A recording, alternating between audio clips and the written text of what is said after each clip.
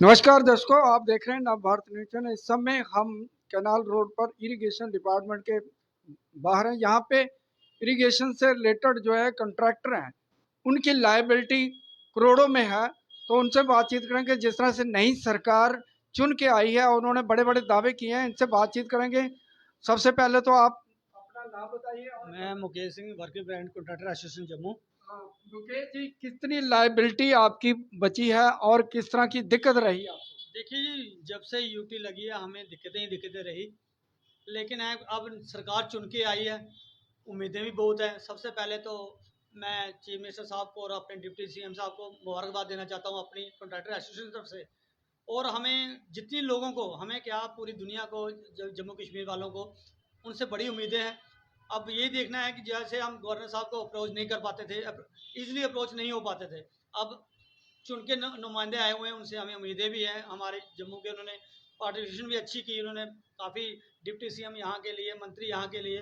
हम चाहते हैं कि वो हमारी भी जो समस्याएं हैं उनका भी हल निकाले और लोगों की समस्या का हल निकाले। जिस तरह से ब्यूरोक्रेसी थी, एलजी का प्रशासन था, ब्यूरोक्रेसी सारा कुछ चलाती थी, किस तरह की क्या अप्रोच करने के बाद भी वो नहीं आपकी बात सुनते थे? देखिए होता क्या है सर, जब कोई लोकल नहीं होगा, जब तक कोई लोकल ऊपर नहीं बैठा होगा तब तक कोई नहीं सुनता। ब्यूरोक्रेट क्या है, वो बाहर से आते हैं, उनको क्या हमें जम्मू की प्रॉब्लम से क्या लेना देना, उन्होंने नौकरी करनी चले जाना है। ईजिली अप्रोचेबल नहीं थे वो, उसी वजह से सारे काम रुक रहे थे। अब हमें पूरी उम्मीद है कि सारे हमारे काम भी होंगे और हम इजीली अप्रोच करके हम सभी समस्याएं सुना सकते हैं। और जो जीत के, खासकर जो जीत के गए होते हैं ना, उनको लोगों से टच में होते हैं, उन्हें पता है कि लोगों में क्या दिक्कतें आ रही हैं, क्या उनको प्रॉब्लम्स चल रही हैं, हमने उनके लिए क्या क्या कर सकते हैं। बस वही है। मैं आपके माध्यम से सभी को यही कहना चाहता हूँ, खासकर इरिगेशन के जो हमारे बने हैं जावेद राणा साहब, उनको भी बड़ी बड़ी मुबारक है। मैंने उनसे भी हम उम्मीद रखते हैं कि इरिगेशन की बड़ी प्रॉब्लम चल रही हैं, लाइबिलिटी हमारी इन नेताओं ने बड़ी बनाई है, जो पिछली सरकारें रही उन्होंने बड़ी बनाई है। हम रियलिटी के बुरी हालात हैं, आप देखें, हम इतना मटेरियल हमें मिल नहीं पा रहा है। उसके लिए मिलना क्या है कि मिलता तो है, लेकिन जो चीज़ हमें 200 में 500 में मिलती थी, आज हमें 3-3 हज़ार में लेनी पड़ रही है। उसके लिए भी हम उनसे बड़ी जल्दी मिलने वाले हैं। तो क्या कहेंगे जी, जिस तरह से आपको काफी दिक्कत थी, लंबे समय से आपके लाइबिलिटी सर लाइबिलिटी की ये है कि हम काम करते हैं। अब ये मॉडर्नेशन हमारी कनाल की देखिए, जब हम काम करते हैं कमीशनर आते हैं, काम चेक करते हैं, हम लोग काम करते हैं दिन रात लगा के। जब पैसे की बारी आती है पैसे नहीं देते हैं, और जब पैसे आते हैं, कुछ अगर 10 लाख की लाइबिलिटी होगी तो 2 लाख दे देंगे। तो 2,000 रुपये ठेकेदार, ये कौन सी ठेकेदारी होगी? रिबन काटने के लिए ये लोग आते हैं।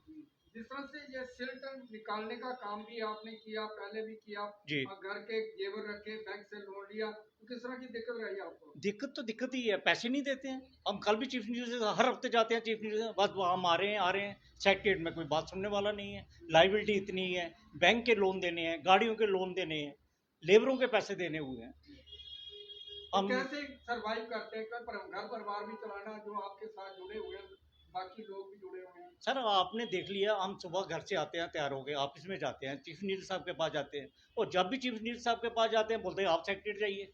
काम चीफ मिनिस्टर साहब का होता है, हम कैसे सेक्रेटरीट में जाएंगे? और जब जाते हैं तो हमारी बात ही नहीं सुनते हैं। जी, तो क्या कहेंगे जी जी ये क्या कहेंगे जी, जिस तरह से नई सरकार बन गई, कितनी उम्मीदें हैं? काफी लंबे साल, 10 साल लग गए आपको। सर मैं आपके माध्यम से वो जो नई नई गवर्नमेंट बनी है उसको मुबारकबाद भी देना चाहता हूँ। और कम से कम हमारे कुछ 7 8 10 साल से लाइबिलिटी है इरिगेशन की, और इसमें कुछ SDRF की भी है, कुछ फ्लड की भी है, और कुछ लैंग्वेज की डिपार्टमेंट की भी है। और डीसिल्टिंग के रिगार्डिंग में थोड़ी सी आपको बात बता दूँ।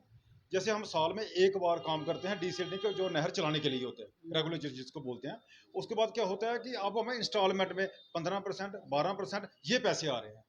ये आपके माध्यम से हम गवर्नमेंट को बताना चाहते हैं कि थोड़े हम काफ़ी क्राइसिस में हैं, ये हमारा कोई समाधान कीजिए। जिस तरह से आपने काम किया, उसके बाद पैसे नहीं मिले, तो फिर कैसे सरवाइव किया? मतलब कि आपने लेबर भी लगाई, दूसरी मशीनरी भी लगाई, तो उसको पैसे किस तरह दिए? सर हम वैसे भी परेशान हैं, जब जाके आपके पहले ही बता रहे हैं, मेरे साथी कुछ बता रहे हैं।